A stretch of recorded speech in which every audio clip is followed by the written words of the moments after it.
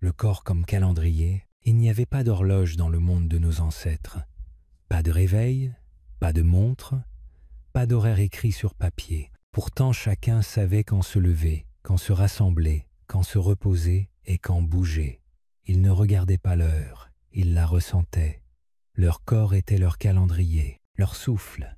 Leurs os, leur peau leur disaient ce qu'ils avaient besoin de savoir. Le corps se souvenait du froid du matin et de la chaleur du feu.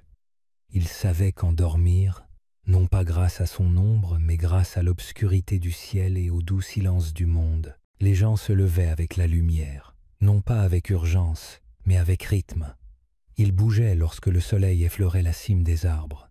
Ils s'arrêtaient lorsque les ombres s'allongeaient. Leur vie quotidienne suivait un rythme non pas imposé par les machines, mais par les saisons, le temps et le mouvement des étoiles. Chaque saison donnait sa propre allure au jour.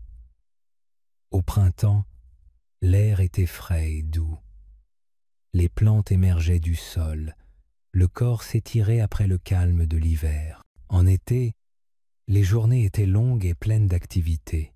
Cueillette, pêche, construction, promenade.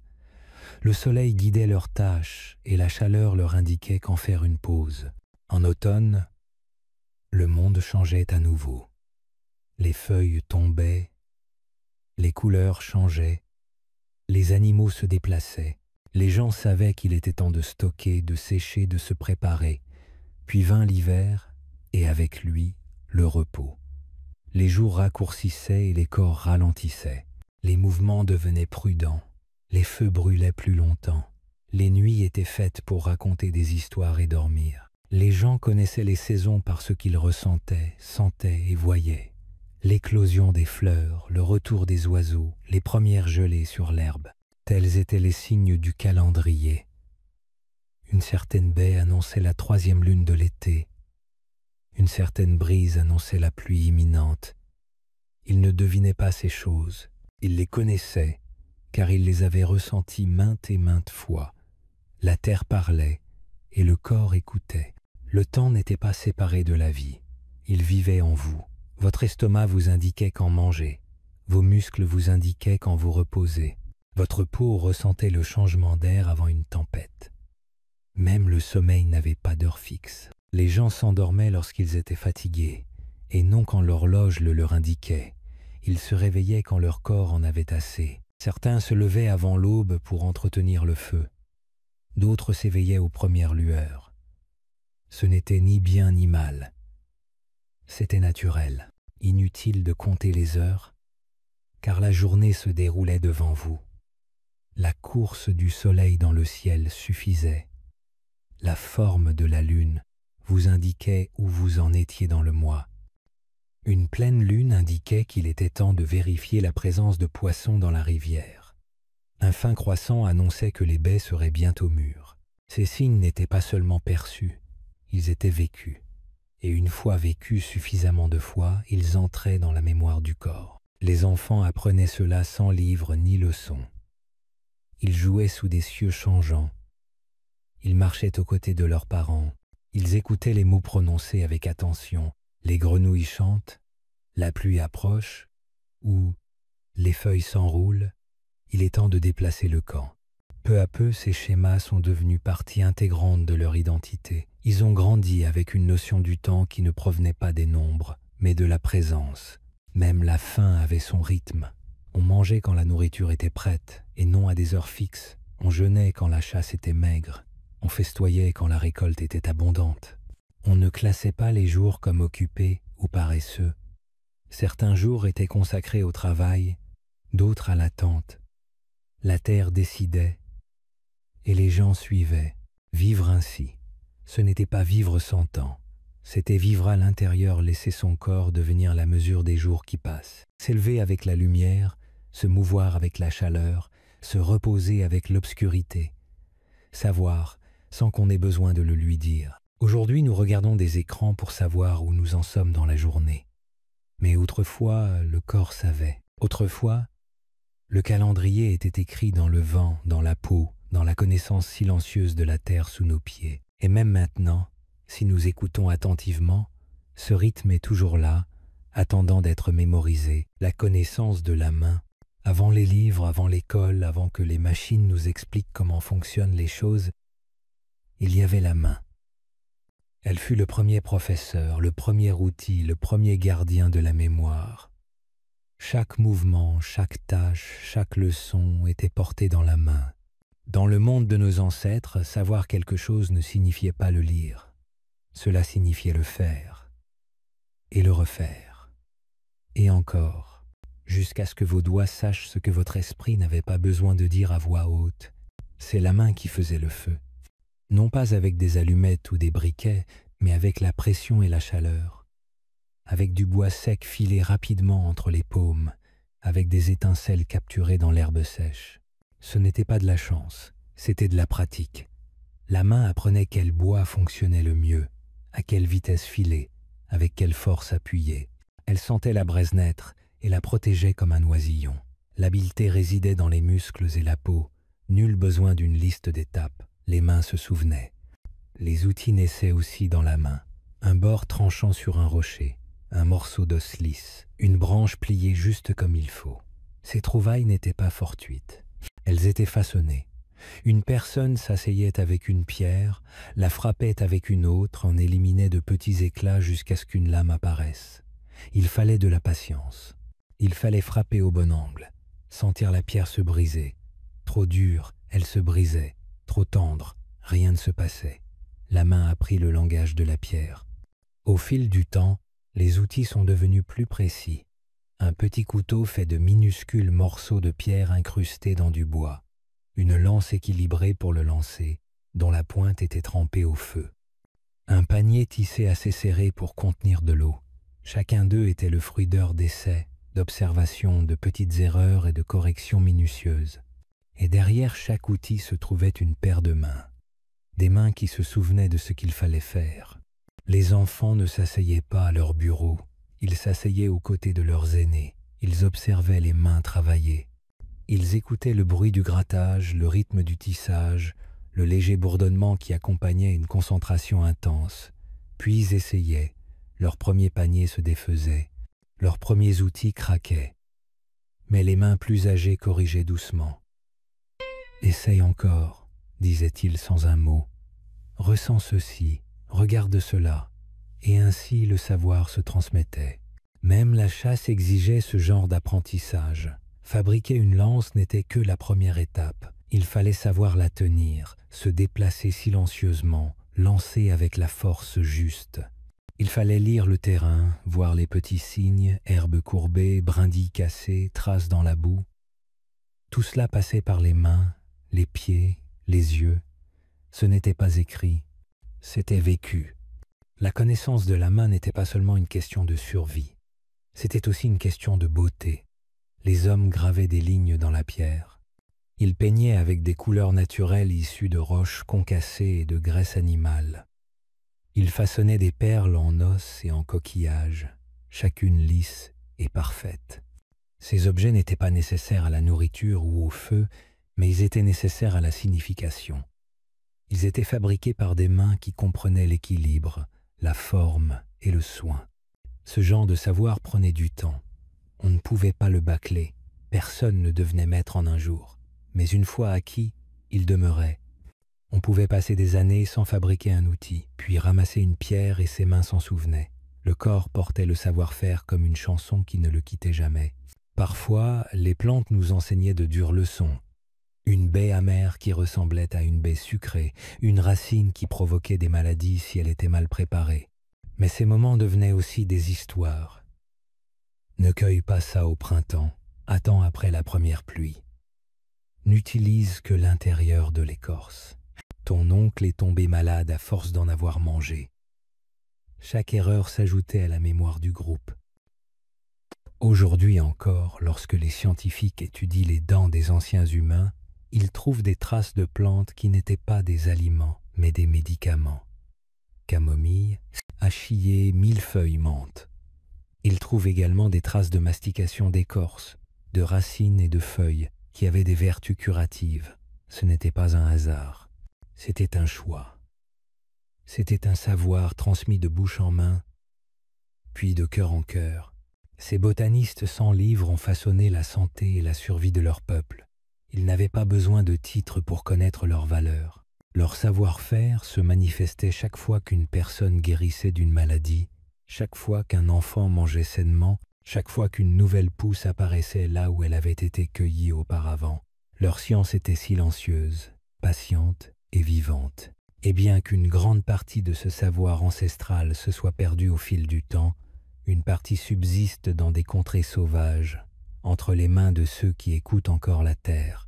Cela nous rappelle que les plus grandes bibliothèques ont jadis surgi de la terre, et que les meilleurs enseignants marchaient pieds nus dans l'herbe, un panier rempli de feuilles à la main, porteurs d'une vie de savoir. Les botanistes sans livres, bien avant que la science ne donne des noms aux plantes, bien avant que la médecine ne soit écrite dans les livres, des hommes parcouraient forêts, prairies et berges de rivières, sachant déjà tout ce dont ils avaient besoin pour survivre.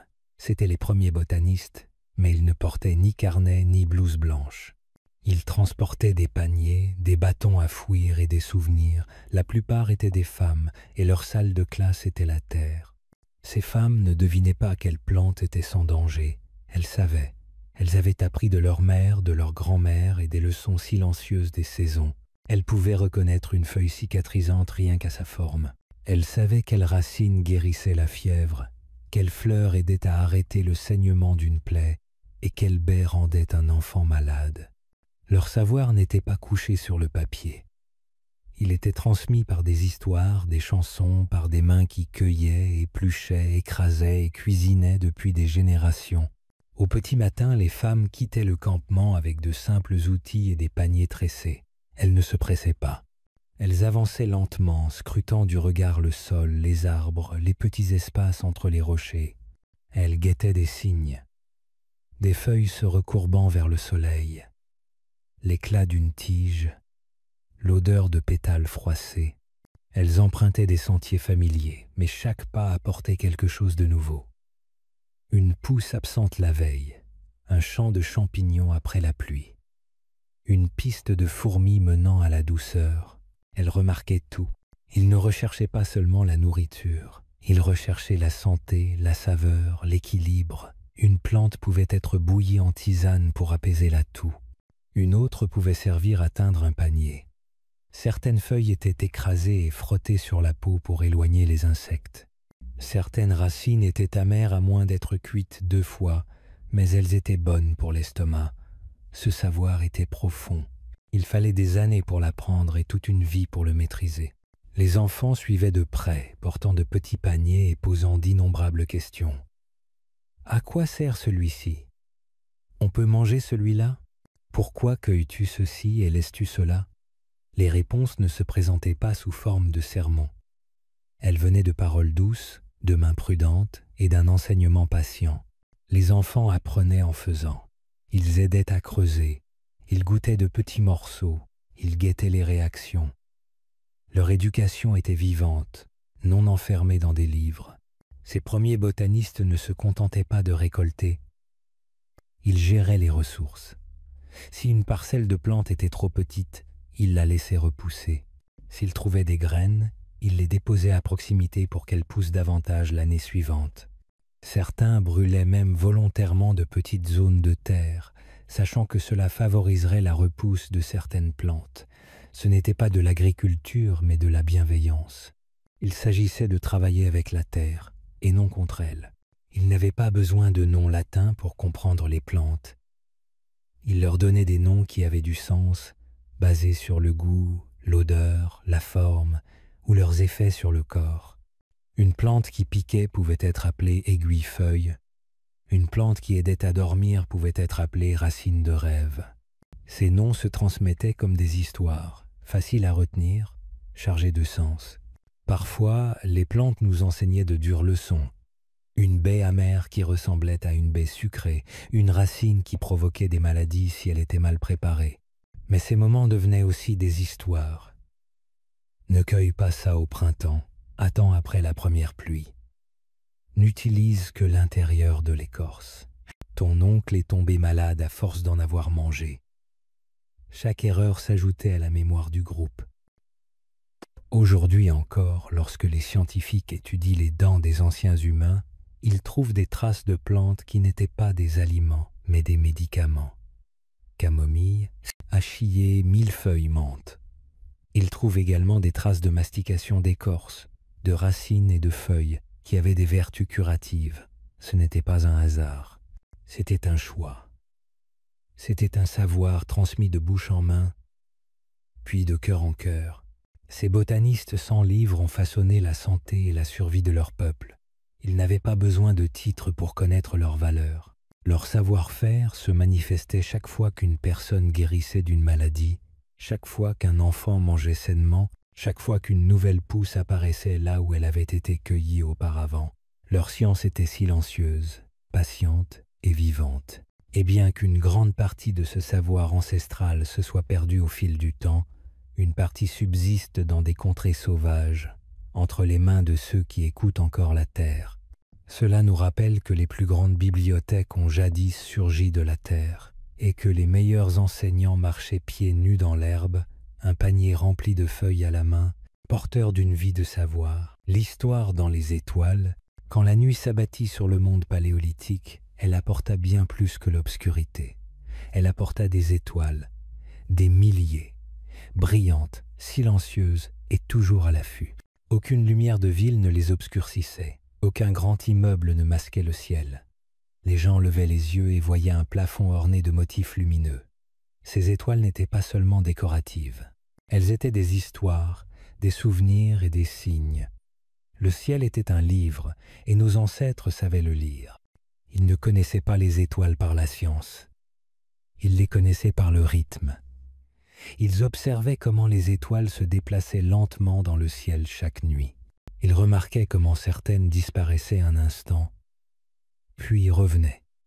Ils observaient la lune changer de forme, grossir et s'arrondir, puis disparaître.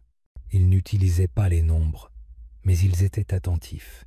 Et grâce à cette attention, ils commencèrent à comprendre le temps. Certaines étoiles annonçaient le changement des saisons. Lorsqu'une étoile se levait juste avant l'aube, on savait qu'il était temps de se préparer au froid. Lorsqu'une autre disparaissait sous l'horizon, on savait que les pluies allaient bientôt revenir. Ces motifs ressemblaient à un calendrier, mais au lieu de pages, il y avait des constellations. Au lieu d'alarmes, il y avait la lente danse de la lumière dans le ciel. Les gens donnaient des noms à ces étoiles. Ils y voyaient des formes, des animaux, des chasseurs, des mers, des oiseaux, des rivières. Ils racontaient des histoires sur la façon dont les étoiles étaient apparues. Peu être un cerf courait-il si vite qu'il bondit dans le ciel. Peu être un grand chasseur était-il devenu une étoile après sa mort.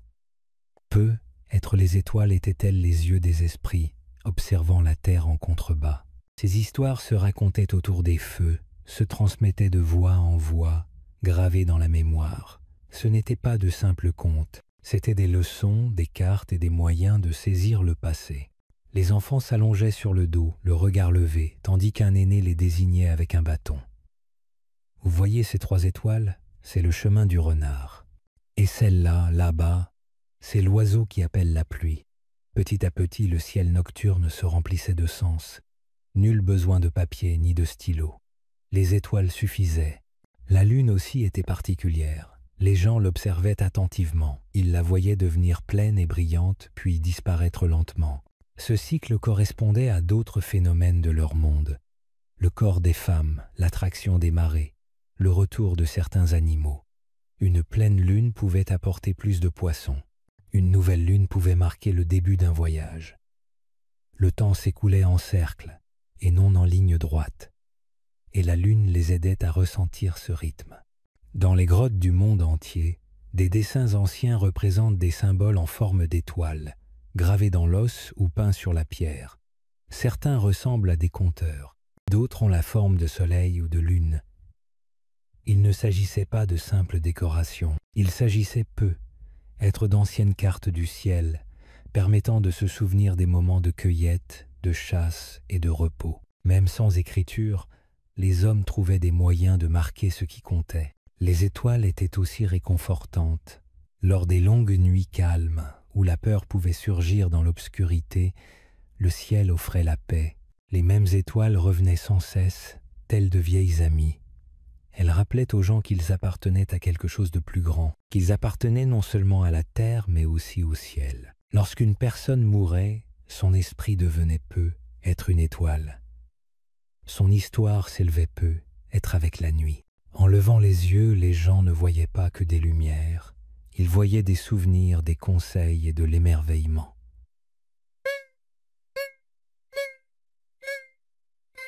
Les étoiles les reliaient à leur passé, à leur lieu et les uns aux autres. Ils ne séparaient pas le ciel de la terre, ni la nuit du jour, ni l'esprit de l'histoire. Tout était un cercle, un seul souffle. Aujourd'hui encore, nous observons les étoiles, mais souvent à travers une vitre, derrière des murs ou avec des cartes à la main. Autrefois, ils levaient les yeux nus et le cœur ouvert. Ils n'avaient pas besoin de comprendre les étoiles pour les ressentir. Et cette sensation, celle de se tenir sous le ciel, de laisser les étoiles parler en silence, cette sensation est toujours là. Si jamais vous sortez la nuit loin du bruit et que vous levez les yeux, vous la ressentirez peu, être aussi. L'histoire des étoiles n'est pas terminée. Elle attend juste que quelqu'un se souvienne comment l'écouter. Sous ce même ciel étoilé, nos ancêtres n'étaient jamais seuls. Chaque étoile, chaque scintillement semblait murmurer un souvenir ancien. Le ciel était un miroir de leur monde intérieur, un reflet du passé et une promesse pour l'avenir. Quand un enfant naissait, il arrivait que l'on cherche une étoile brillante pour y lire un présage. Était-ce un signe de force, de sagesse, de long voyage? L'univers semblait répondre à leurs questions, non avec des mots, mais avec une présence constante, silencieuse et patiente. Les constellations devenaient des repères dans la nuit, mais aussi dans l'âme. Lorsqu'un groupe devait migrer, traverser de vastes plaines ou s'aventurer dans des forêts inconnues, ils levaient les yeux pour se guider.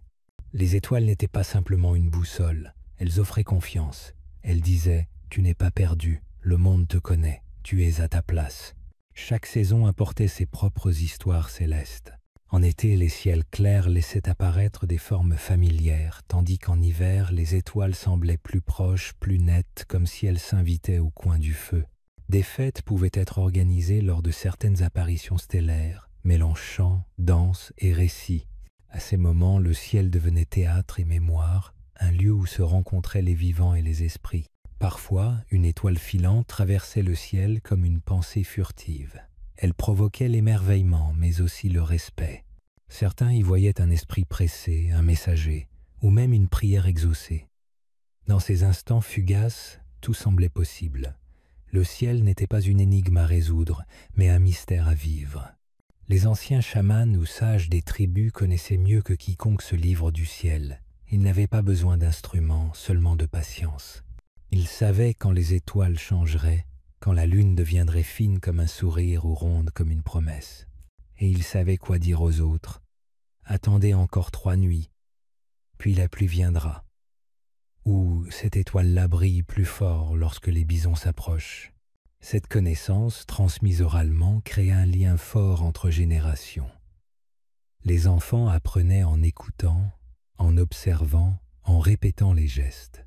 Un savoir vivant, en perpétuelle évolution, enraciné dans le quotidien.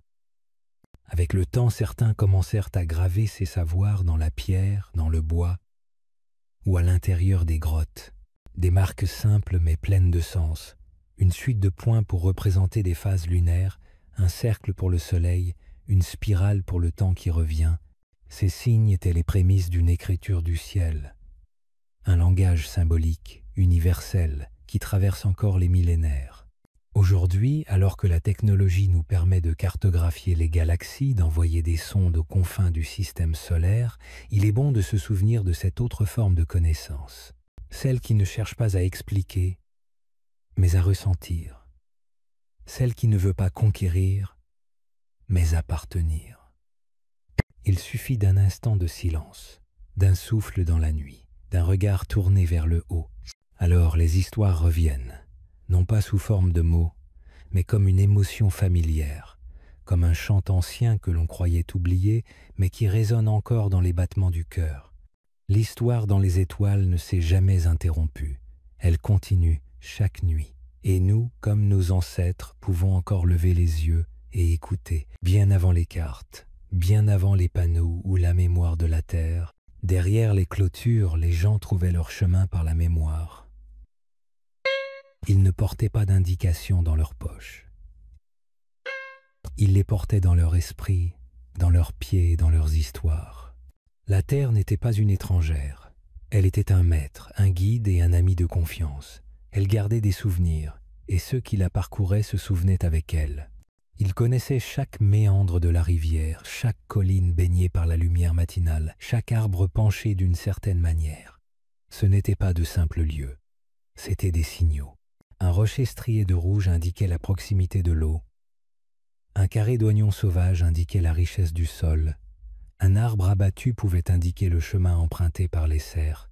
Ces signes n'étaient pas écrits, mais ils étaient clairement déchiffrables par ceux qui savaient voir. La terre regorgeait d'indices.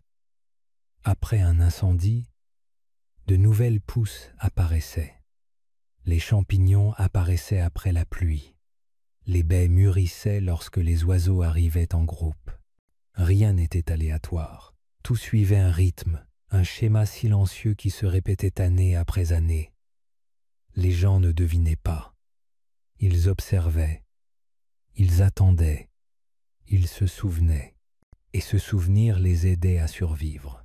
Il n'y avait pas de route, mais il y avait des sentiers. Des chemins souples, creusés par les animaux et les pieds, creusés dans la terre au fil du temps. Ces sentiers étaient partagés, non possédés. Les gens les utilisaient avec prudence, sachant lesquels menaient à de bons coins de pêche, lesquels traversaient des endroits sûrs, lesquels étaient à éviter lorsque le ciel était lourd. Les sentiers changeaient au gré des saisons. Un sentier d'été pouvait être inondé en hiver, mais le souvenir des endroits où marcher, où poser les pieds, restait vif. Même le vent était porteur de connaissances. Une brise d'ouest pouvait apporter de la chaleur. Un vent du nord pouvait apporter du froid. Les gens sentaient l'air changer et savaient quand plier bagages, quand rester, quand attendre. La forme des nuages, les cris des animaux, la couleur du ciel au coucher du soleil, tels étaient les messages.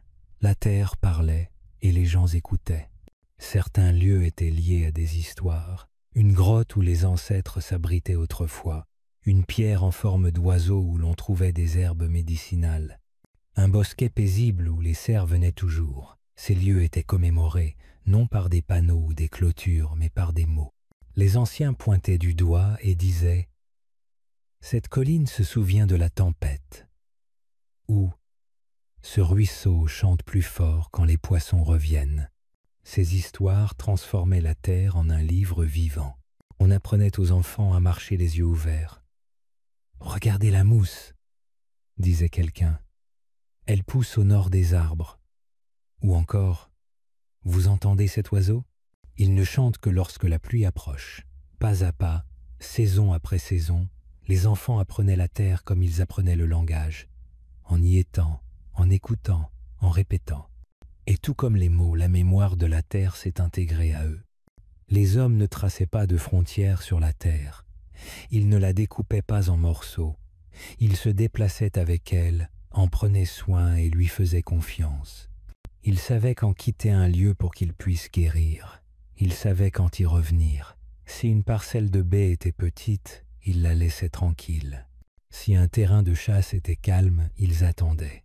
Leur relation avec la terre n'était pas une question de prise.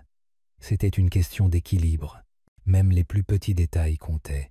Une simple fleur qui s'épanouissait tôt pouvait annoncer un changement de saison. Un lit de ruisseau asséché pouvait signaler une année sèche. Les gens n'avaient pas besoin de machines pour mesurer ces choses. Ils avaient besoin d'attention. Et ils la leur accordaient pleinement. La terre n'était pas seulement sous leurs pieds. Elle était en eux. Sa forme était portée dans leurs pensées. Ses sons dans leurs rêves. C'était plus que de la terre. C'était un souvenir. C'était une voix. Elle faisait partie de ce qu'ils étaient. Et même aujourd'hui, même si nous ne parcourons plus ces mêmes sentiers, la terre se souvient encore. Le vent parle encore. Les pierres portent encore des histoires. Si nous ralentissons, si nous écoutons, si nous marchons prudemment, nous aussi nous nous souviendrons peut-être, car la mémoire de la terre n'a jamais disparu. Elle n'attendait qu'un instant qu'on la remarque à nouveau. Le feu au centre du monde, dans chaque campement paléolithique, où qu'il soit et quel que soit son habitant, une chose était toujours au centre, le feu, pas seulement une flamme pour cuisiner ou se réchauffer, mais quelque chose de plus profond, quelque chose de sacré. Le feu était plus qu'un outil, c'était la vie, c'était la mémoire, c'était le cœur du monde. Quand le soleil disparut, le feu demeura. Il éclaira la nuit, il protégea du froid, il protégea le groupe des animaux sauvages et diffusa une douce lueur vacillante qui rassurait les gens. Autour du feu, les gens se rassemblèrent. Ils ne s'assirent pas loin les uns des autres. Ils se rapprochèrent. Le feu les rassembla. C'était un lieu de repos, de partage, de conversation et d'écoute. Le feu n'était pas facile à obtenir. Il fallait du temps pour apprendre à le faire. Le bon bois, la bonne sécheresse, le bon mouvement, frotter des bâtons, frapper des pierres, souffler doucement pour faire jaillir la plus petite étincelle. C'était un savoir-faire transmis de génération en génération. Un savoir-faire enseigné avec patience et fierté. Allumer un feu à partir de rien, c'était comme appeler le soleil sur terre. Quand quelqu'un allumait du feu, tout le monde le remarquait. C'était un moment de silence et de respect. Une fois le feu né, il fallait en prendre soin. On ne l'abandonnait pas. Quelqu'un le surveillait, l'alimentait, le maintenait en vie. Même pendant que d'autres dormaient, quelqu'un se levait dans l'obscurité et ajoutait quelques brindilles, attisait les braises, veillait à ce que la chaleur ne s'éteigne pas. Perdre le feu signifiait plus que le froid. C'était un danger, c'était un nouveau départ, et parfois c'était impossible. Le feu devint alors un compagnon constant. Partout où les hommes allaient, le feu les suivait. S'ils devaient voyager, ils transportaient un charbon ardent dans un récipient en écorce ou enveloppé de mousse sèche. Ils se déplaçaient avec précaution, sachant qu'ils tenaient en main quelque chose de puissant, de nécessaire. Le feu n'était pas seulement une source de chaleur, c'était un moyen de survie. Mais le feu apportait bien plus que la sécurité. Il éclairait les visages des gens. Autour des flammes, des histoires se racontaient. Longtemps après la fin du travail, après le repas et l'obscurité du ciel, les histoires commençaient. Parfois murmurées, parfois chantées, parfois racontées avec rire ou en silence. Les histoires expliquaient les étoiles, elles se souvenaient des ancêtres, elles enseignaient des leçons sans règles, elles transformaient le feu en scène, un lieu où la mémoire prenait vie. Les enfants étaient assis près des flammes, les yeux écarquillés. Ils regardaient les étincelles jaillir. Ils écoutaient la voix du conteur, ressentaient le rythme des mots. Ils apprenaient à travers ces moments, non pas par contrainte, mais par fascination. Le feu émerveillait le monde. Il faisait briller les mots simples comme par magie. Même quand personne ne parlait, le feu avait sa propre voix. Il crépitait et sifflait, il se déplaçait par vagues, il éclairait l'intérieur des abris et dansait sur les murs. Les gens le contemplaient et réfléchissaient. Ils se souvenaient du jour. Ils planifiaient leur prochain voyage. Ils sentaient le silence s'installer au plus profond d'eux-mêmes. Le feu ne se précipitait pas. Il brûlait à son rythme et les gens se déplaçaient avec lui. Durant les saisons froides, le feu était la vie. Dans les périodes sombres, il était l'espoir. Dans les moments de calme, il était présent. Il reliait tout. Il n'était pas confiné à un seul endroit. Il vivait dans chaque camp, à travers le pays, à travers le temps. C'était la même flamme, transmise de main en main, d'année en année, comme une histoire sans fin. Les gens allaient et venaient. Les saisons changeaient. Les animaux se déplaçaient. Les arbres poussaient et tombaient. Mais le feu restait. Il était au cœur du camp, de la vie elle-même. Il procurait de la chaleur, mais aussi du sens. Il rapprochait les gens non seulement physiquement, mais aussi par le cœur. Même aujourd'hui, Lorsque nous nous réunissons autour d'un feu, en camping, lors d'une petite réunion ou simplement en regardant une bougie, nous le ressentons, cette attirance silencieuse. Ce vieux souvenir, c'est quelque chose de profond en nous, plus ancien que les mots. Car autrefois, il y a bien longtemps, le feu était tout, et au centre de ce monde, le feu brûlait, doux, constant et vivant, et autour de cette flamme, tout prenait un autre visage. La lumière du feu n'éclairait pas comme le soleil, elle révélait les rides d'un visage, les cicatrices d'une vie, les larmes cachées, les sourires discrets. Sous cette lumière mouvante, chaque être semblait plus vrai, plus proche, plus humain. Le feu, par sa seule présence, créait une intimité que le jour ne connaissait pas. Il invitait à la vérité, à la lenteur, à la mémoire. Quand un nouveau feu naissait dans un camp, on ne le laissait jamais seul. Il était accueilli. Parfois même, on dansait autour de lui, ou on lui parlait doucement, comme à un ancien revenu de loin. Certains groupes lui donnaient un nom, ou le saluaient au matin. Le feu n'était pas un objet, il était une présence, une âme sans corps, une lumière qui avait sa propre volonté. S'il grandissait trop vite, il fallait le calmer. S'il s'éteignait, il fallait l'honorer et le rallumer avec soin, comme on relève un ami tombé. Autour du feu, les groupes partageaient bien plus que des histoires. Ils partageaient des décisions. C'est là que les anciens parlaient des trajets à venir, des dangers ressentis, des ressources à trouver. Les voix s'élevaient, se répondaient, parfois se taisaient ensemble. La chaleur du feu réchauffait aussi les désaccords, elle apaisait les conflits, elle donnait du temps à la pensée, elle empêchait la solitude, car même dans le silence, elle murmurait « Tu n'es pas seul ». Certains rituels se déroulaient uniquement autour du feu.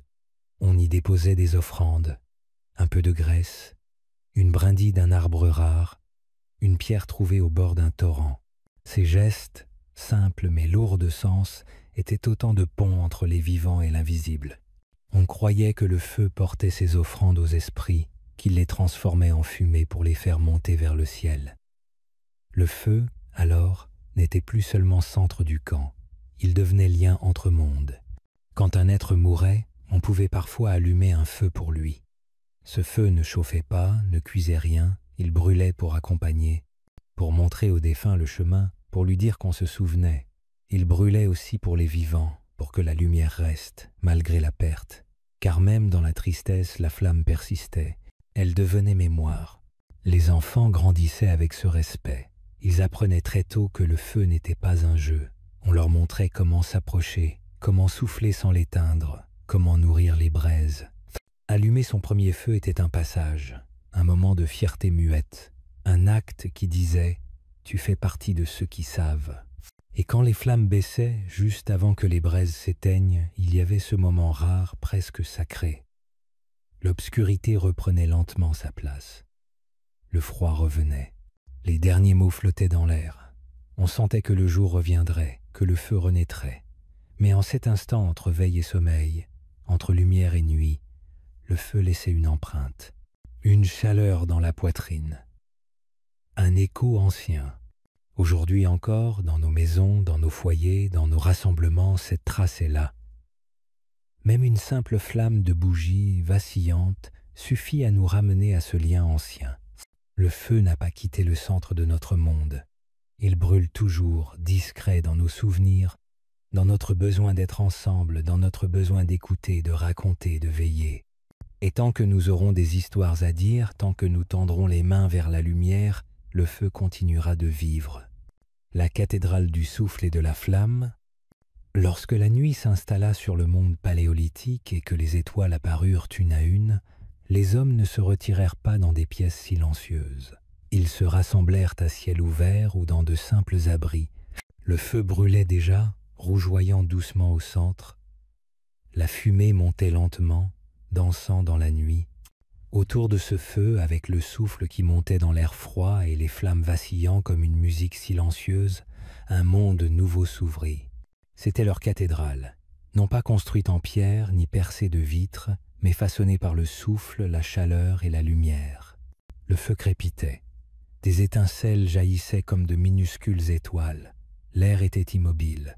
Tous étaient assis côte à côte, la chaleur caressant les visages, les ombres dessinant de longues formes sur le sol. C'était un espace de sentiments, non de paroles. C'était sacré, même si personne n'utilisait ce mot. C'était plein de sens, même si personne ne cherchait à l'expliquer. Le feu, le souffle, le silence, tout cela s'unissait comme un chant paisible. Les gens n'avaient pas besoin qu'on leur dise de se taire, ils le ressentaient. Le calme du moment les tenait. Le vent dehors murmurait à travers les branches. Le feu à l'intérieur bourdonnait doucement.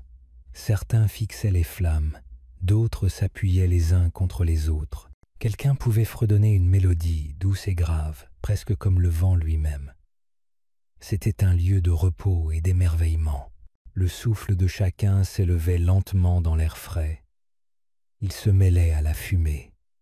Il scintillait dans la lumière. On le voyait, une preuve de vie, de présence, d'être là. Personne ne se pressait de parler. Quand les mots venaient, ils étaient prudents, lents, réfléchis. Les histoires étaient racontées, non criées. Les questions étaient posées, non discutées. Chaque voix comptait, et chaque silence aussi. Le feu n'était pas seulement une source de chaleur. Il était le centre, il était le cœur. Sa lueur illuminait les visages des gens et les murs de l'abri. Chaque scintillement, chaque mouvement de flamme semblait vivant. Il apportait aux gens le calme, non l'ennui. La connexion, non le bruit. À sa lumière, le temps s'écoulait différemment. Les minutes n'avaient pas besoin d'être comptées. Elles passaient comme un léger nuage de fumée, sans hâte. Ici, on partageait des chants simples, des chants qui parlaient de rivières, d'animaux, de la lune. Pas d'instruments, juste des voix, parfois une seule voix, parfois plusieurs voix ensemble. Le rythme venait du feu, du souffle entre les lignes, du doux battement des mains sur les genoux. Ces chants n'étaient pas des performances, c'étaient des offrandes.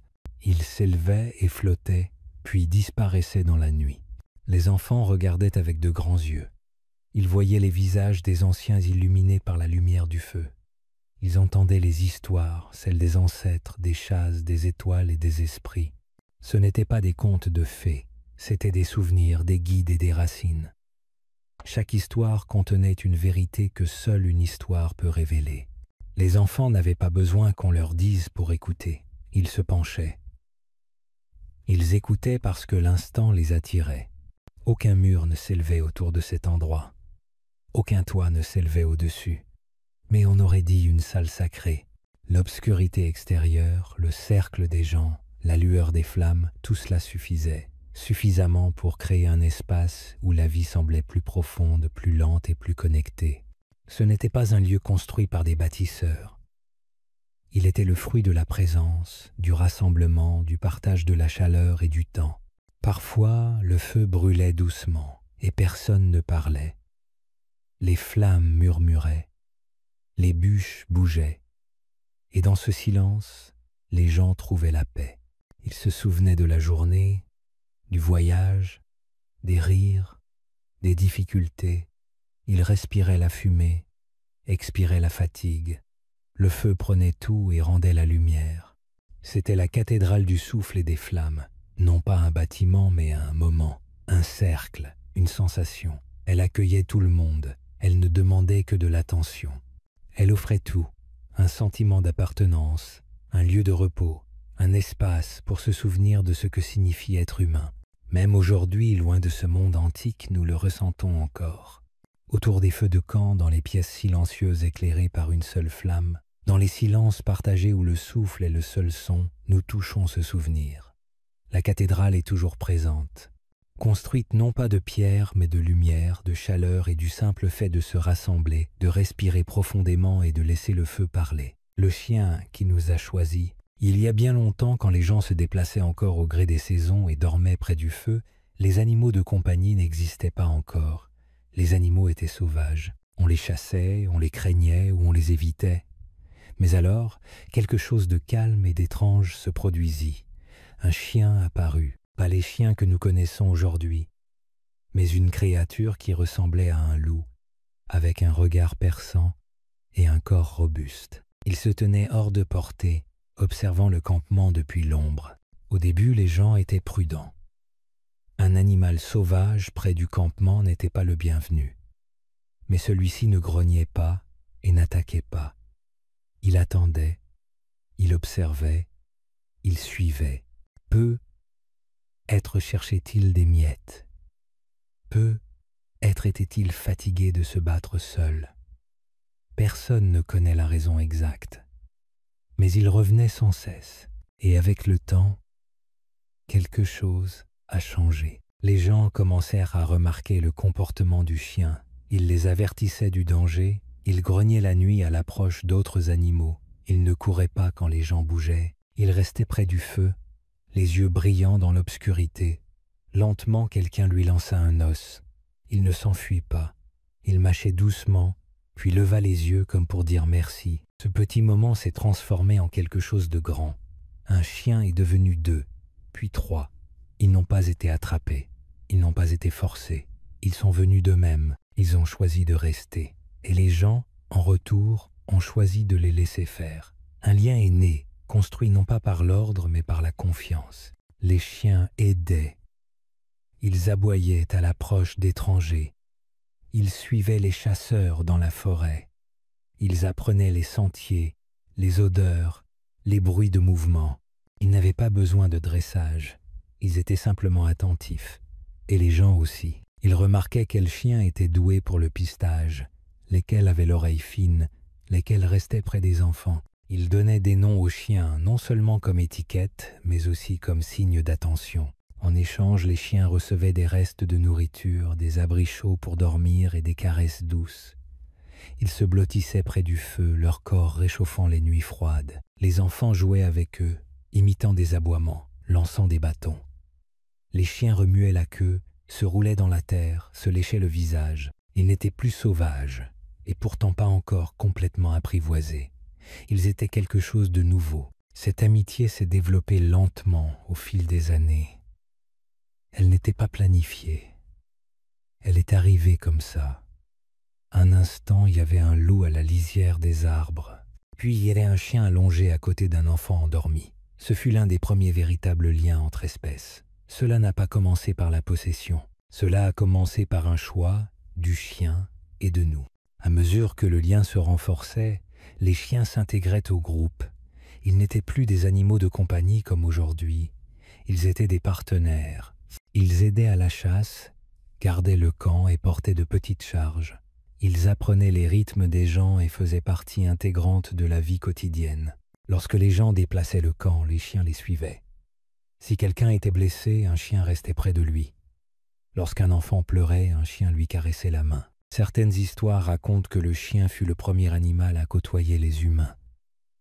Et c'est peu être vrai. Ce qui est certain, c'est que ce lien était réel. Il a franchi l'espace entre la nature et l'humain, non pas avec force, mais avec patience, et il a duré. Même aujourd'hui, lorsque nous regardons un chien dans les yeux, nous ressentons quelque chose d'ancien, le souvenir d'un feu de camp, d'un chemin partagé à travers la forêt, d'un moment de silence où un os passait de main en patte. Le chien se souvient, et au fond de nous, nous aussi. Le chien qui nous a choisis n'est pas seulement devenu un compagnon, il est devenu un symbole de confiance, de loyauté et de vie partagée. Il a montré que la nature sauvage n'est pas toujours à craindre, que des ponts peuvent être construits par de petits gestes de gentillesse et du temps. Ainsi, parmi toutes les histoires du passé, les outils de pierre, les grottes ornées, les longues marches à travers les terres, il y a aussi celle du chien, celui qui observait, attendait, puis choisissait de marcher à nos côtés, non pas par obligation, mais parce qu'il le voulait. Et nous l'avons choisi aussi. Et ce choix, si simple en apparence, a changé le cours de nos vies à tous les deux. Car en acceptant le chien auprès du feu, les humains ont reconnu, peut-être pour la première fois, qu'ils pouvaient vivre en alliance avec une autre espèce. Ce n'était plus un monde divisé entre le nous et le reste, entre ceux qui parlent et ceux qui grognent, entre les mains et les pattes. C'était un monde où la frontière devenait poreuse, où les regards pouvaient se comprendre sans mots. Peu à peu, cette cohabitation fit naître de nouvelles formes de liens, Certains chiens étaient joueurs, d'autres farouches, d'autres encore très sérieux. Les humains apprenaient à lire ces traits de caractère comme ils lisaient les expressions d'un enfant ou les signes d'un ciel changeant. Ils savaient que tel chien s'élancerait sans peur derrière une proie, tandis que tel autre resterait fidèle à sa place, la truffe levée, à guetter un mouvement. Et le chien, de son côté, semblait comprendre des choses sur nous que nous-mêmes ignorions. Il sentait nos émotions, nos tensions, nos fatigues. Il savait quand un geste était menaçant et quand il était tendre. Il savait attendre, et surtout, il savait rester, même quand les humains étaient en deuil, même quand la chasse avait échoué, même quand le feu était bas et les ventres vides. Le chien restait. Dans certaines tribus, il arriva que des chiens soient enterrés auprès des humains. Pas jetés, pas abandonnés, mais inhumés avec soin, parfois même avec des offrandes. C'était une reconnaissance silencieuse. Tu faisais partie de nous. Ta fidélité mérite la mémoire. Être qu'en mourant tu redeviens l'esprit des bois, mais dans nos cœurs, tu restes celui qui veillait près du feu. Les enfants surtout formaient des liens très forts avec les chiens. Ils grandissaient ensemble, l'un apprenait à courir, l'autre à flairer. Ils se chamaillaient, puis s'endormaient enlacés. Pour l'enfant, le chien était à la fois camarade de jeu, gardien invisible et présence rassurante. Un enfant qui s'éloignait du camp n'était jamais vraiment seul s'il avait un chien à ses côtés. Et ainsi, les chiens commencèrent à tisser leur propre rôle dans l'histoire humaine. Pas dans les batailles ou les inventions, mais dans les silences, dans les veilles de nuit, dans les petits matins brumeux où les pas sont encore lents, dans les instants où la solitude devient trop grande et où un museau chaud vient se poser sur une main. Avec le temps, les chiens changèrent. Leurs traits devinrent plus variés. Leur pelage, leur taille, leur comportement évoluèrent au contact des humains. Mais malgré toutes ces différences, une chose resta inchangée, leur regard. Ce regard qui traverse le feu, qui cherche notre attention, qui ne demande rien d'autre que d'être là, ensemble. Aujourd'hui encore, ce lien existe, dans les villes, dans les campagnes, dans les endroits les plus isolés ou les plus bruyants, il y a un chien quelque part qui marche à côté d'un humain. Ce lien ne repose pas sur la possession, ni sur l'utilité, mais sur quelque chose de plus ancien, le choix mutuel de ne pas être seul. Le chien qui nous a choisis continue de le faire, encore et encore, chaque jour. Et tant qu'il y aura un feu, même symbolique, tant qu'il y aura un moment de calme, de vulnérabilité ou de partage, le chien y sera, comme une ombre fidèle, comme une mémoire vivante, comme la première promesse jamais faite entre deux espèces. Je veille sur toi, et toi tu veilles sur moi. Les bêtes peintes, au plus profond de la terre, dans des grottes silencieuses où la lumière atteignait à peine, on peignait autrefois des animaux sur les murs. Ce n'étaient pas de simples dessins. Ils étaient grands, audacieux, pleins de mouvement et de vie. Ils représentaient des chevaux galopants, des cerfs bondissants, des bisons se tenant debout et des mammouths aux longues défenses recourbées. Ces bêtes peintes étaient plus que de l'art. C'étaient des histoires, des souvenirs, et peut être même des prières. Elles étaient réalisées par des mains qui connaissaient bien les animaux, des mains qui les avaient observés, suivis et dépendaient d'eux. Ceux qui peignaient ces grottes n'avaient pas de pinceau comme nous aujourd'hui. Ils fabriquaient des couleurs avec ce qu'ils trouvaient, du charbon de bois brûlé, du rouge de pierre concassée, du jaune d'argile et du blanc d'os broyé. Ils mélangeaient ces poudres avec de l'eau, de la salive ou de la graisse. Puis, d'un geste lent et prudent, ils appuyaient leurs couleurs sur la pierre. Ils ne peignaient pas en plein soleil, mais à la lumière vacillante d'un feu ou de petites lampes à graisse animale. Des ombres dansaient sur les murs pendant qu'ils travaillaient, donnant l'impression que les bêtes bougeaient. Personne ne sait avec certitude pourquoi ils peignaient, mais il est clair qu'ils ne le faisaient pas à la hâte. Ces peintures prenaient du temps. Elles étaient réalisées dans des lieux reculés, loin du monde extérieur. Les peintres devaient ramper dans des espaces étroits, transporter la lumière et la couleur dans l'obscurité. Ce n'était pas facile. Cela signifie que c'était important. Cela signifiait quelque chose de plus qu'une simple décoration. Certains pensent que ces peintures faisaient partie d'une chasse, comme pour demander aux animaux de revenir ou les remercier de leur avoir donné la vie sauve. D'autres pensent qu'il s'agissait d'un moyen d'enseigner, de montrer aux jeunes à quoi ressemblaient les animaux, comment ils se déplaçaient ou les trouver. Et certains disent qu'il s'agissait d'une forme de rêve, d'introduire l'esprit de la bête dans la grotte, dans la vie des gens. Quelle qu'en soit la raison, les animaux peints étaient toujours forts, pleins de mouvement et de puissance. Ils étaient respectés. Dans la plupart des grottes, on ne trouve pas de personnages, seulement des animaux. Cela nous apprend quelque chose d'important. Les hommes ne se plaçaient pas au centre. Ils peignaient ce qu'ils considéraient comme sacré, ce qui leur donnait vie. Ces créatures n'étaient pas des ennemis, elles n'étaient pas des ornements, elles faisaient partie du même monde. Les peindre était une façon de se souvenir de ce lien. Parfois, les formes des parois de la grotte donnaient vie aux peintures. Une courbe dans la roche devenait le corps d'un bison. Une bosse devenait l'œil d'un cerf. Les artistes travaillaient avec la pierre et non contre elle. Ils n'essayaient pas de modifier la grotte, ils l'écoutaient, ils la laissaient aussi parler. Et puis il y avait les empreintes de main, des dizaines, certaines petites, d'autres grandes, certaines peintes en rouge, d'autres en noir. Certaines étaient des empreintes complètes, gravées dans le mur.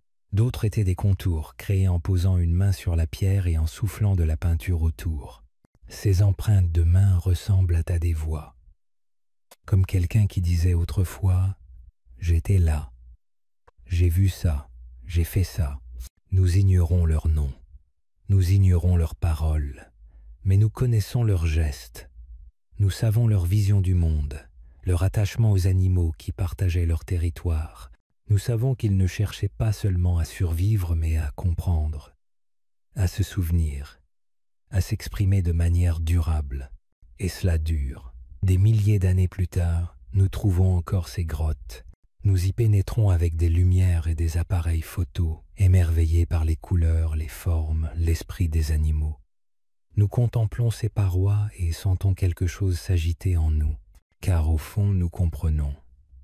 Nous voulons aussi nous souvenir. Nous voulons aussi raconter des histoires qui nous dépassent. Les bêtes peintes courent encore sur ces murs de pierre. Elles bondissent encore, observent encore, respirent encore dans le silence de la grotte, et lorsque nous nous tenons là, silencieux et immobiles, nous ne regardons pas seulement de la vieille peinture. Nous croisons le regard de quelqu'un qui a vécu il y a longtemps et a choisi de laisser une trace, non pas pour le pouvoir ni pour la gloire, mais pour la mémoire, pour le sens, pour les animaux, pour le monde qu'ils aimaient. Le temple sans ville. Bien avant que les hommes ne construisent des villes avec des murs et des tours, ils se rassemblaient dans des lieux privilégiés, à ciel ouvert. Ces lieux n'étaient ni des habitations, ni des lieux destinés à l'agriculture.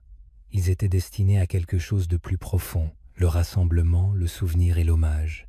C'étaient des temples sans toit, sans briques et sans foule pressée. Il n'y avait pas de marché à proximité, pas de route fréquentée. Juste des terres ouvertes, des pierres sculptées et un vent calme. C'étaient des temples sans ville. L'un des lieux les plus anciens et les plus mystérieux est une colline au fin fond d'une contrée lointaine, où de grosses pierres surgissent de terre telles des dents géantes. Chaque pierre est plus haute qu'un homme, lourde et rugueuse, façonnée il y a longtemps par des mains expertes. Elles forment des cercles et des lignes, pointant dans des directions qui captent le soleil levant ou les étoiles. Ces pierres n'ont pas marché jusque-là. Elles ont été déplacées par des hommes sans roues, sans machine, mais dotés d'un but et d'un temps. Pourquoi l'ont-ils fait? Telle est la question. Ils n'y vivaient pas, ils n'y cultivaient pas. Alors pourquoi soulever de lourdes pierres, sculpter leur surface et les disposer ainsi? Peu, était-ce pour les saisons, pour savoir quand le soleil reviendrait, quand se préparer au froid, quand commencer le voyage vers de nouveaux territoires de chasse. Peu, être pour honorer ceux qui étaient partis. Peu, était-ce pour les étoiles ou pour les histoires qui les habitaient. Quelle que soit la raison, c'était suffisamment important pour que les gens reviennent, encore et encore. Ces rassemblements n'étaient pas vains, les gens venaient de loin. Ils apportaient nourriture, cadeaux et temps. Ils chantaient, ils racontaient des histoires. Debout à l'ombre des pierres, ils ressentaient quelque chose de grand, quelque chose de plus grand qu'eux-mêmes. Ce n'étaient pas de simples rencontres. C'étaient des moments partagés, riches de sens. Il n'y avait ni roi ni prêtre dans ces rassemblements. Pas de trône imposant ni de siège particulier. Juste des gens. Chasseurs, cueilleurs, anciens, enfants. Tous se tenaient au même endroit, sous le même ciel. La terre était le toit, le vent était la musique, les pierres étaient le souvenir. Certaines pierres étaient gravées de formes, des animaux, des oiseaux, des cercles et des bras, sans détails profonds, mais suffisants pour en ressentir le mouvement, l'esprit. Ces marques racontaient des histoires sans mots. Elles rappelaient aux gens ce qu'ils savaient, ce qu'ils espéraient, ce en quoi ils croyaient. Il n'y avait pas de livre écrit, mais il y avait quand même un message. Ce genre de temple n'était pas censé durer éternellement et pourtant il l'a fait. Des milliers d'années ont passé, mais les pierres sont toujours debout. On peut encore marcher entre elles. On sent encore le vent sur cette colline. On ne comprend peu, être pas exactement ce que les gens ont ressenti, mais on peut le ressentir, quelque chose. Cette admiration silencieuse, cette respiration profonde, ce sentiment d'être petit dans un grand monde et de ne pas avoir peur. Ces temples ne servaient pas seulement à lever les yeux, ils servaient aussi à regarder en arrière. Ils gardaient le souvenir de ceux qui étaient venus avant nous, les ancêtres, ceux qui chassaient, élevaient des enfants, chantaient près du feu et façonnaient les pierres de leurs mains lentes. Leurs pas ont disparu, mais leur choix demeure, leur vision touche toujours la terre. Et même si ces lieux sont aujourd'hui qualifiés de ruines, ils ne paraissent pas brisés. Ils semblent remplis, pleins de silence, de vent, d'attente, comme s'ils remplissaient encore la fonction pour laquelle ils ont été construits, maintenir l'espace, appeler les gens à la pause, à l'émerveillement, au souvenir. Le temple sans ville nous dit quelque chose de simple et de fort. Nul besoin de murs pour se sentir connecté, nul besoin d'or pour se sentir riche. Nul besoin d'une foule pour se sentir partie prenante d'un ensemble plus vaste. Parfois, tout ce dont on a besoin, c'est d'un ciel ouvert, d'un sol solide et de la présence silencieuse de quelque chose façonné avec soin et amour. Aujourd'hui encore, nous construisons tant. De hautes tours, de larges routes, des écrans lumineux. Mais souvent, ce que nous recherchons n'est pas plus de bruit, mais le calme. Pas plus de vitesse, mais du sens. Et parfois, dans un endroit calme, loin de la ville, nous trouvons ce que nous cherchions depuis toujours. Un rappel de qui nous sommes, d'où nous venons, et comment même les pierres les plus anciennes peuvent encore parler. Le rythme d'un monde sans murs, avant que les maisons n'aient des portes, que les villes n'aient des clôtures, que les frontières ne soient tracées sur les cartes, les gens vivaient dans un monde sans murs. Il n'y avait pas de pièces fermées à clé, pas de rues bruyantes, pas de tic-tac d'horloge.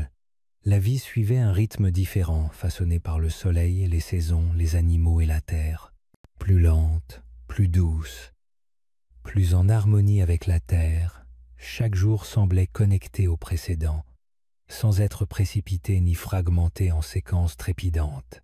Les gens se réveillaient à la lumière, non pas avec des alarmes, mais avec la chaleur de l'aube qui leur caressait la peau. Les oiseaux chantaient le matin, et l'odeur de la terre montait avec la brume. Nul besoin de se presser. La journée se déroulait comme d'habitude, les tâches accomplies côte à côte, non pas dans une course, mais dans un flux constant. Ils ramassaient de la nourriture, observaient le ciel, suivaient des pistes, puisaient de l'eau, entretenaient le feu. Chaque mouvement avait un but. Chaque tâche avait sa place dans le rythme de la journée. Il n'y avait aucune séparation entre le travail et la vie. Fabriquer un outil, préparer un repas, tresser un panier, ce n'était pas des corvées. Cela faisait partie de la vie. On chantait en travaillant, on parlait, on racontait des histoires. Les enfants jouaient à proximité, parfois aidant, parfois écoutant simplement. Tout cela faisait partie du même chant, du même doux rythme de la vie. Le territoire n'était pas découpé en carrés. Il n'y avait pas de clôture pour indiquer « c'est à moi ». Les gens se déplaçaient au rythme des animaux, du temps, des besoins du groupe. Ils savaient quand rester et quand partir. Les rivières, les montagnes, les arbres, ce n'étaient pas des obstacles, c'étaient des guides.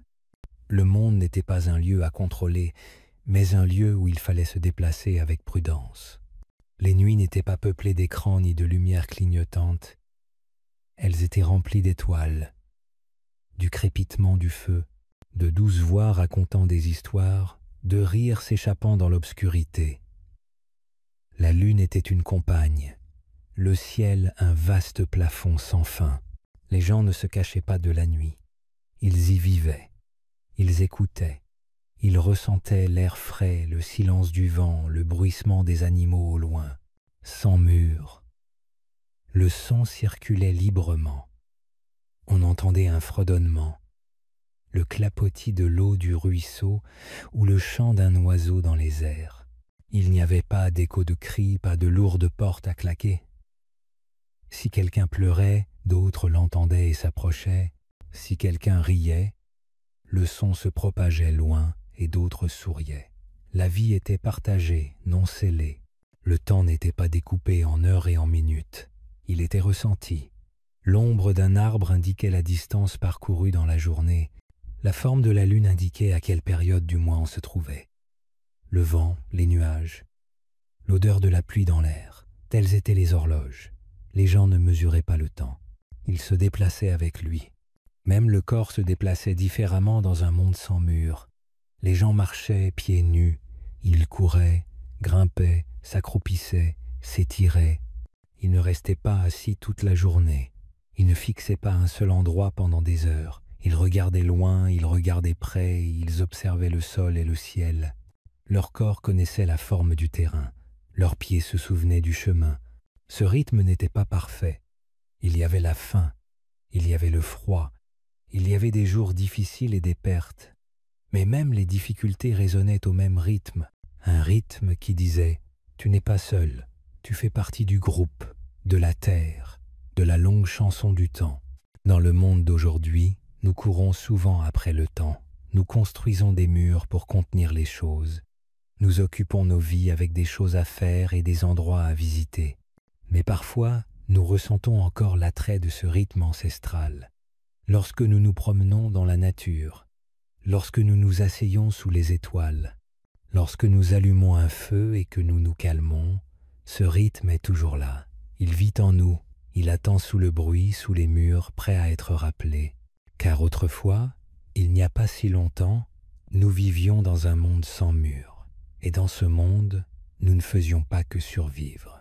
Nous bougions, respirions, écoutions et vivions en rythme, les uns avec les autres, avec la terre et avec tout ce qui nous entourait. Les anciens étaient des bibliothèques, avant les livres, avant les ordinateurs, avant que quoi que ce soit ne soit écrit.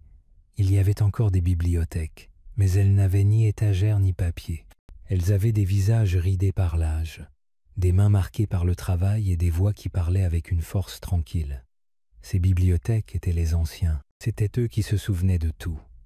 Elles contenaient les histoires, les leçons, les avertissements et la sagesse de toutes les années passées. Si vous aviez besoin de savoir quelque chose, vous ne cherchiez pas une page.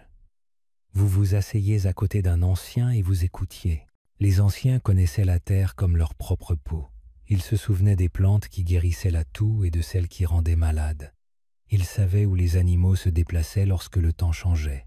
Ils savaient comment construire un abri avant la pluie, comment tailler une pierre pour en faire un bord tranchant, et comment lire le ciel simplement en observant les nuages. Ils n'ont pas appris cela à l'école, ils l'ont appris en vivant. Et ils n'ont jamais cessé d'apprendre. Ils observaient le monde avec patience. Tandis que d'autres se précipitaient pour cueillir ou chasser, les anciens observaient le vol des oiseaux, le déplacement des fourmis, les changements de vent. Ils remarquaient les petites choses. Ils écoutaient plus qu'ils ne parlaient. Et lorsqu'ils prenaient la parole, les gens se penchaient vers eux, car chacun savait que ce qui sortait de la bouche d'un ancien avait du poids. Leurs histoires n'étaient pas seulement amusantes. Elles étaient riches en connaissances. Une histoire de renard pouvait enseigner l'intelligence. Une histoire d'esprit de rivière pouvait apprendre aux enfants à ne pas s'approcher seuls de l'eau. Ces histoires avaient plusieurs niveaux. Drôles en surface, mais profondes en profondeur. Les enfants les apprenaient par cœur, les répétant encore et encore jusqu'à les maîtriser sans réfléchir. Les anciens se souvenaient des noms, non seulement des personnes, mais aussi des lieux, des animaux, des étoiles et des saisons. Ils se souvenaient de qui était né pendant une tempête, de qui avait pêché le plus gros poisson, de qui avait marché des jours entiers pour ramener du feu.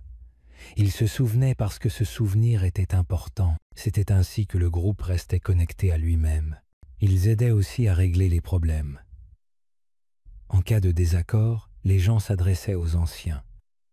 Non pas parce qu'ils étaient les plus bruyants, mais parce qu'ils étaient calmes. Ils avaient vu plus loin. Ils avaient connu la tristesse, la joie, la faim et l'abondance. Ils parlaient avec équilibre. Ils aidaient les autres à trouver la paix, non pas en donnant des ordres, mais en rappelant à chacun ce qui était juste. À la naissance d'un enfant, l'aîné était là, le caressant doucement et le bénissant discrètement. À la mort d'un proche, l'aîné était là pour prononcer son nom et raconter son histoire. Il portait le passé, mais guidait aussi le présent. Ils n'étaient pas laissés pour compte, ils étaient au centre du cercle. Et même si leur corps ralentissait, leurs esprits restaient vifs. Ils ne marchaient peu, être pas aussi loin, mais ils voyaient tout autant. Ils transmettaient des chants, des outils, des manières de faire qui seraient autrement tombées dans l'oubli. Un nœud pour attacher les fagots, une façon particulière de cuire la viande, une façon discrète d'appeler les oiseaux avec un sifflement. Ces petites choses s'accumulaient pour former un grand nombre. Tout un mode de vie était préservé par la mémoire. Les gens honoraient leurs aînés non pas avec des médailles ou des couronnes, mais avec respect. Ils veillaient à ce qu'ils soient au chaud. Ils leur apportaient à manger.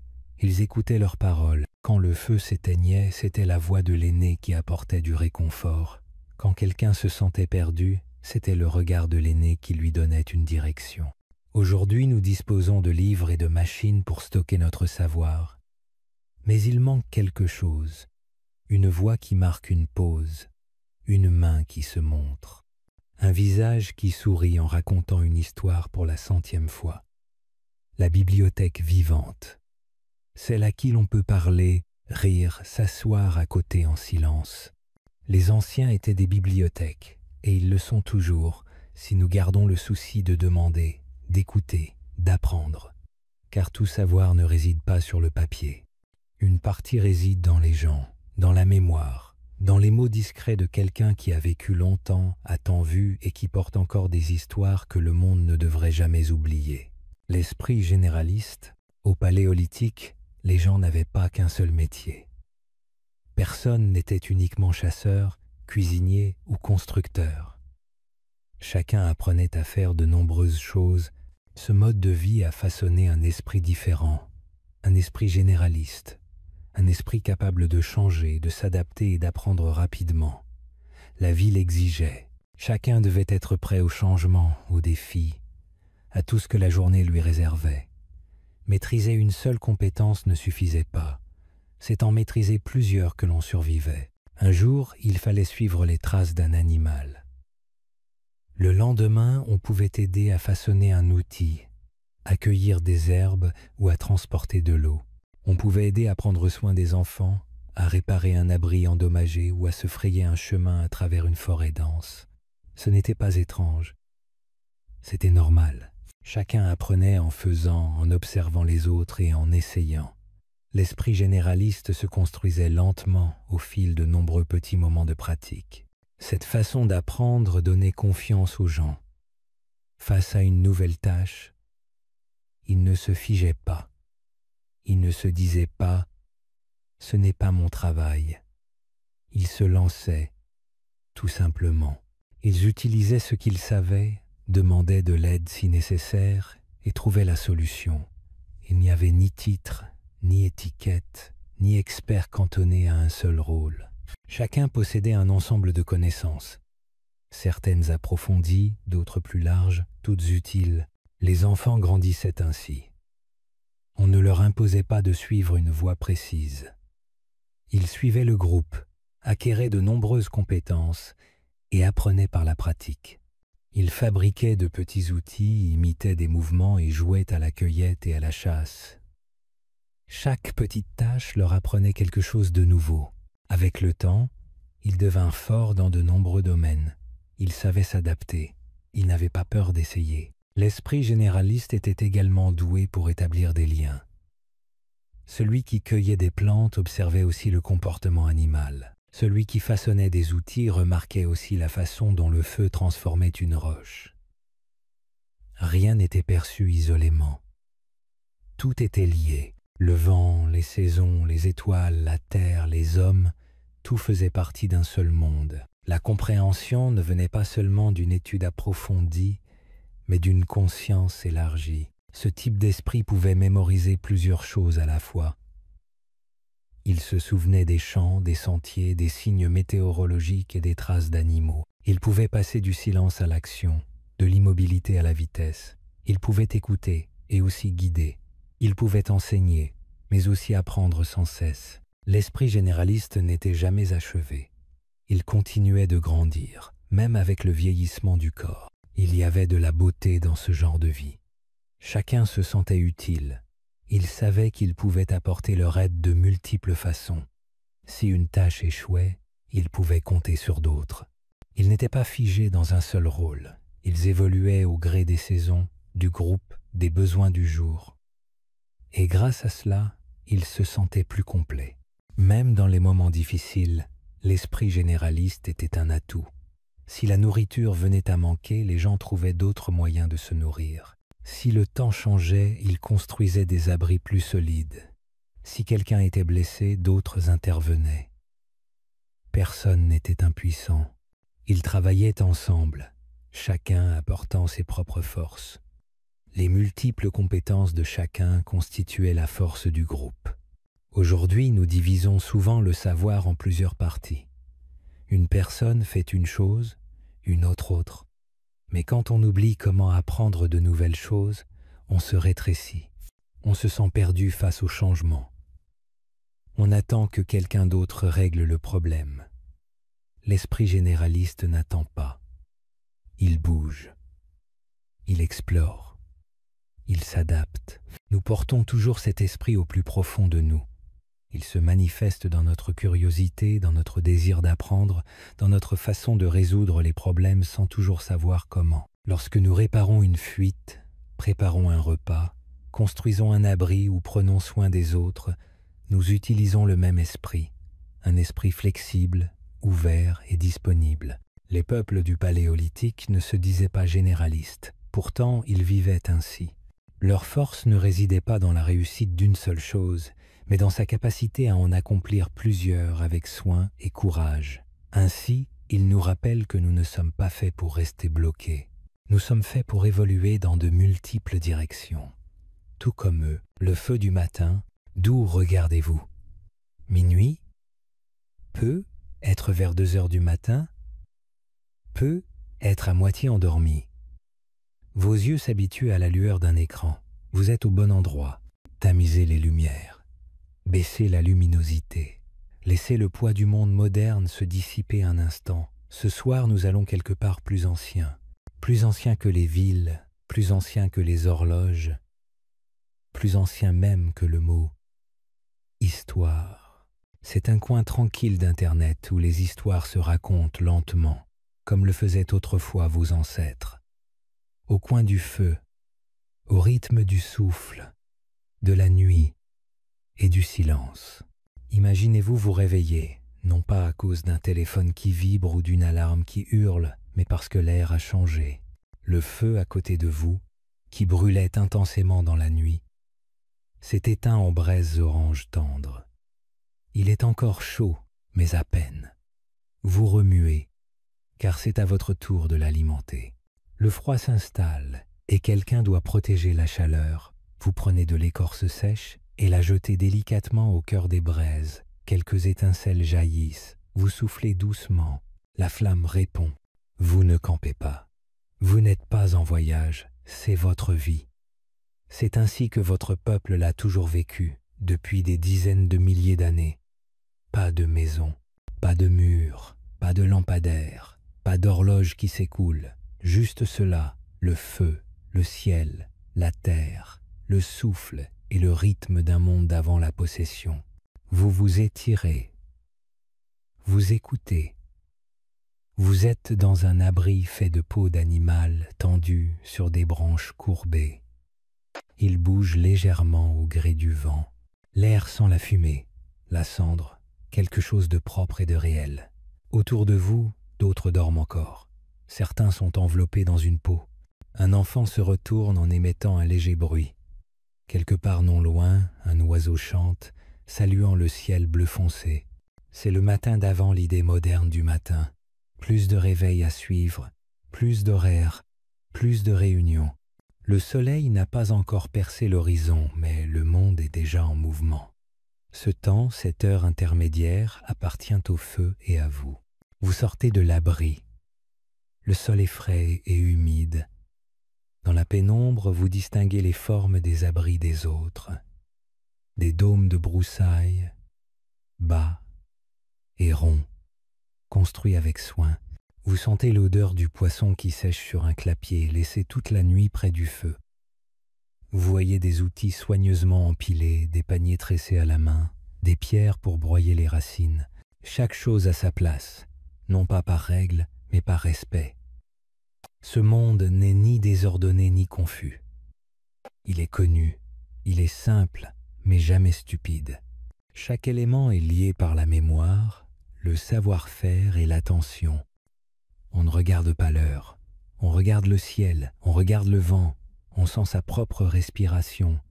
Pas besoin de se presser, pas de train à prendre, pas de boîte mail à ouvrir. Mais il y a du travail à faire, un travail calme et régulier. Du feu à entretenir, des braises à propager, de l'eau à puiser. On sait ce qu'il faut faire, parce que ça a déjà été fait 1000 fois, et ça fait du bien. C'est un sentiment d'appartenance. Ici, pas de panneau de signalisation, pas de clôture. Mais vous n'êtes pas perdu, vous êtes chez vous. Le lac est tout proche. Les roseaux regorgent d'oiseaux. Les arbres sont immobiles. Le monde n'a pas encore été divisé, ni mesuré, ni acheté. Il est tout simplement, et vous en faites partie. Ce n'est pas une histoire de retour en arrière. Il ne s'agit pas de vivre dans le passé. Il s'agit de se souvenir du passé. Il s'agit de voir comment les gens vivaient autrefois sans horloge, sans roi, sans propriété, et pourtant avec plus de connaissances, plus de liens et peu, être plus de paix que beaucoup d'entre nous aujourd'hui. Ce feu ce matin est le commencement, non seulement du jour, mais de tout. Il est le centre. La chaleur, la lumière qui a donné aux humains un lieu pour se rassembler, pour parler, pour survivre. Et maintenant, les flammes montent un peu plus haut. Le ciel s'adoucit, le monde s'éveille. Mais pourtant, en ce premier instant, il n'y a que toi, le feu et le souvenir de comment l'entretenir. Un monde avant l'histoire, fermez les yeux un instant, respirez profondément. Imaginez maintenant le monde tel qu'il était il y a 12 ans. Plus de routes, plus de gratte-ciel, plus de pays, plus aucun bâtiment. L'air est pur, frais le matin, et d'un calme profond. Pas de moteur, pas de circulation, pas de bourdonnement de machines. Juste le chant des oiseaux, le vent dans les arbres et le doux bruit des pas sur la terre. C'était la terre avant que l'histoire ne soit écrite, avant que quiconque ne grave des lois dans la pierre ou ne trace des frontières sur une carte. Vous traversez un vaste territoire. Le sol est plein de vie, traces d'animaux, touffes de pousses vertes, sentiers qui changent au fil des saisons. Vous savez où vont les cerfs. Vous savez quels arbres donnent des fruits. Vous savez quelles racines déterrer et lesquelles laisser tranquilles. Ce n'est pas un lieu sauvage pour vous. C'est familier. C'est chez vous. Dans ce monde, les gens évoluent au rythme des saisons. Non pas parce qu'ils sont perdus, mais parce qu'ils vivent au rythme de la terre. Ils savent quand s'arrêter, quand suivre les troupeaux, quand retourner là où poussent les baies ou où les poissons se rassemblent. Il n'y a pas de maison en briques, mais il y a des abris faits de branches, de feuilles et de peaux. On les construit quand on en a besoin. Et quand vient le temps de partir, on prend ce dont on a besoin et on laisse le reste. Rien ne se perd. Rien n'est possédé, il n'y a pas de roi, pas de chef couronné ou armé. Les décisions se prennent par la parole, l'écoute, la mémoire. Le groupe compte plus que le pouvoir d'une seule personne. Les anciens sont respectés, non pas parce qu'ils détiennent de l'argent ou des titres, mais parce qu'ils sont porteurs de mémoire. Ils connaissent le territoire, ils connaissent les histoires, ils savent ce qui a fonctionné et ce qui a échoué. Ils guident, ils ne commandent pas. Ce monde n'est pas simple, il n'est pas facile. Mais il regorge de connaissances. Chaque jour est façonné par des compétences.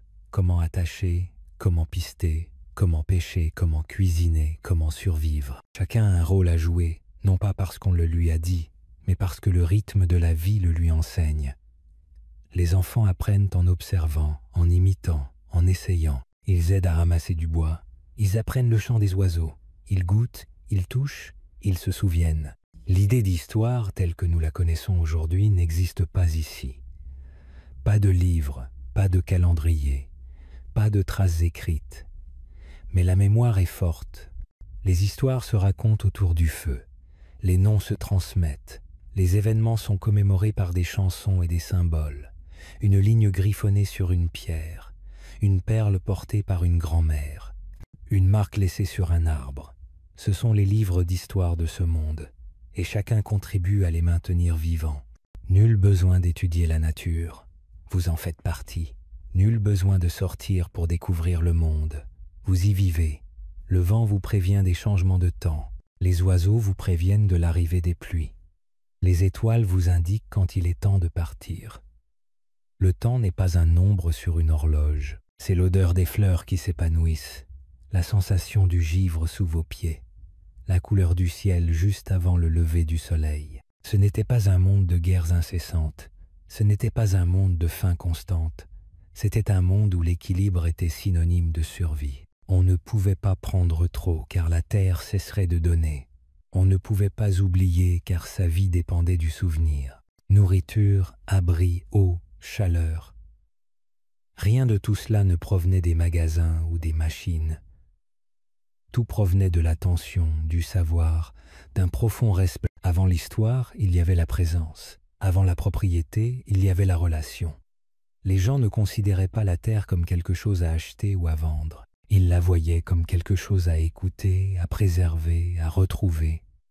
La terre n'était pas une chose sous vos pieds, c'était une carte vivante, chargée de sens. Et vous étiez un fil conducteur de sa vaste et émouvante histoire. Tel était le monde d'avant l'histoire.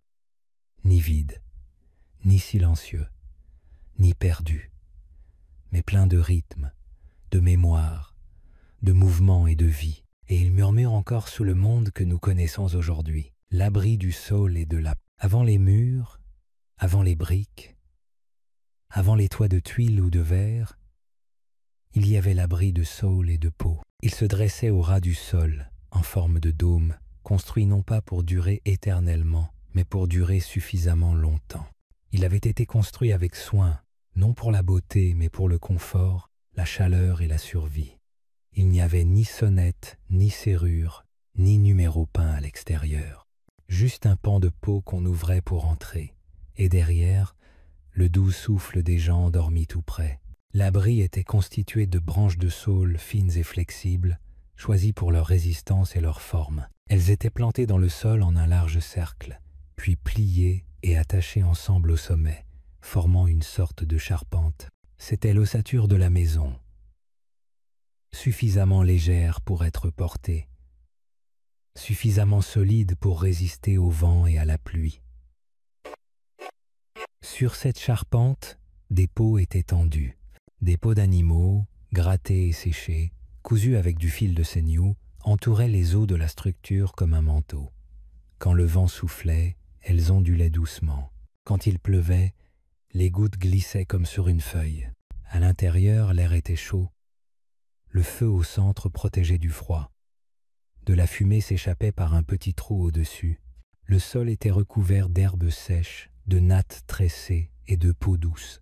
Ici, les familles dormaient côte à côte, ni dans des chambres, ni en rangées de lits, mais dans un espace unique où les corps procuraient chaleur et où la présence consolait. Aucun mur ne les séparait, aucun écran ne les séparait. Ils s'écoutaient respirer, Il n'y avait pas de fenêtre, mais la lumière était présente. Le jour, elle filtrait par de petites ouvertures dans les cachettes. La nuit, le feu vacillait contre les murs intérieurs, projetant des ombres qui se mouvaient comme des esprits paisibles. Parfois, les enfants regardaient les ombres danser jusqu'à ce que leurs yeux se ferment. Parfois, les anciens racontaient des histoires plus lumineuses que la lumière du jour. Chaque abri avait sa propre forme, son atmosphère particulière, mais l'idée était toujours la même, simple, douce et solide. Dans les régions froides, les gens construisaient avec des os, d'énormes côtes de mamouth servant de charpente, recouvertes de fourrure et calées dans de la neige ou de la tourbe pour l'isolation. Dans les zones humides, des plateformes étaient surélevées, à l'abri de l'humidité, avec des toits de roseaux ou d'écorce. Chaque abri provenait de la terre sur laquelle il était construit. Aucun camion n'apportait de provisions, aucun plan n'était imprimé. La terre donnait ce dont elle avait besoin, et les gens le façonnaient de leurs mains. Ces maisons n'étaient pas destinées à durer éternellement. Au gré des saisons, des déplacements des animaux, des arrêts de croissance des plantes, les habitants se déplaçaient aussi. L'abri était démonté ou parfois abandonné pour retourner à la terre. Rien n'était jeté, rien n'était gaspillé. Un abri n'était jamais permanent. Mais le savoir-faire pour le construire, lui, l'était. Ce souvenir se transmettait de mère en fille, d'aîné en enfant, par le toucher, l'observation, l'action. Même si ces maisons n'ont laissé que peu de traces, des traces subsistent, des cercles de terre sombres où se dressaient autrefois des poteaux, des couches de cendres où brûlaient autrefois des feux, de minuscules fragments d'outils en pierre laissés près des lieux où des mains travaillaient autrefois. Les archéologues trouvent ces traces et comprennent. Quelqu'un a vécu ici. Quelqu'un a dormi, cuisiné, ri et raconté des histoires ici même. Il n'y a peut-être pas de ruines, pas de grands murs, mais une présence est là. Ce qui rend ces abris si particuliers, ce n'est ni leur taille, ni leur forme. C'est la façon dont ils rassemblaient les gens, leur façon de se mouvoir avec la terre. Leur origine, celle de la mémoire, et non de machine. Ils étaient construits avec un but précis, utilisés avec soin, et abandonnés le moment venu. Personne ne les possédait, personne ne les gardait. Ils étaient partagés comme des histoires, comme de la chaleur. À l'abri du sol et de la peau, la vie ne consistait pas à avoir plus. Il s'agissait d'avoir assez, assez de chaleur, assez d'espace, assez de sécurité pour se reposer et se relever. Ces maisons étaient petites, mais elles abritaient un monde de rythme, de souffle, de survie simple enveloppé de soins. Un monde non pas fait de pierre, mais de savoir-faire et d'histoire. Et si les abris ont disparu, leur forme vit toujours en nous, dans notre façon de nous rassembler, de partager, de nous souvenir de comment nous retrouver les uns les autres. Ce que le feu sait encore, même aujourd'hui, après tant d'années, le feu parle encore. Non pas avec des mots, mais avec sa douce voix crépitante, sa lueur constante et la façon dont il nous rapproche. Il parle à quelque chose de profond en nous, quelque chose qui nous rappelle une époque antérieure aux villes, aux horloges, avant que nous oublions de rester immobiles. Le feu sait encore qui nous étions, et si nous l'écoutons, il peut nous aider à nous souvenir. Autrefois, lorsque les gens vivaient en petits groupes et marchaient au rythme de la terre, le feu était au centre de tout. Il procurait de la chaleur par temps froid. Il cuisait les aliments lorsque la viande crue et les racines amères étaient trop dures à manger. Il éclairait lorsque le soleil était couché. Et plus encore, il offrait aux gens un lieu de rassemblement. Le feu formait un cercle. Dans ce cercle, chacun avait sa place. Le soir, après le travail de la journée, les gens s'asseyaient autour du feu. Ils ne fixaient pas les écrans ni ne consultaient leur téléphone. Ils regardaient les flammes danser. Ils écoutaient les histoires des anciens. Ils posaient des questions. Ils riaient. Ils pleuraient. Ils restaient assis en silence, respirant simplement ensemble dans la lueur. Le feu ne brûlait pas brusquement. Il brûlait lentement et régulièrement, apprenant à chacun à ralentir aussi. Le feu était une sorte de souvenir. Dans sa chaleur, les gens transmettaient des leçons. Comment trouver de l'eau, traquer les animaux, se soigner avec les plantes, lire les étoiles. Il n'y avait pas de livres, mais le feu illuminait les visages, et ces visages partageaient tout ce qu'ils savaient. Les jeunes écoutaient, les vieux se souvenaient. et le feu protégeait tout. Même lorsque les gens se déplaçaient, ils emportaient le feu avec eux. Parfois, ce n'était qu'un charbon ardent enveloppé d'écorce ou de mousse. Parfois, c'était une étincelle qui n'attendait qu'à renaître. Mais il arrivait toujours.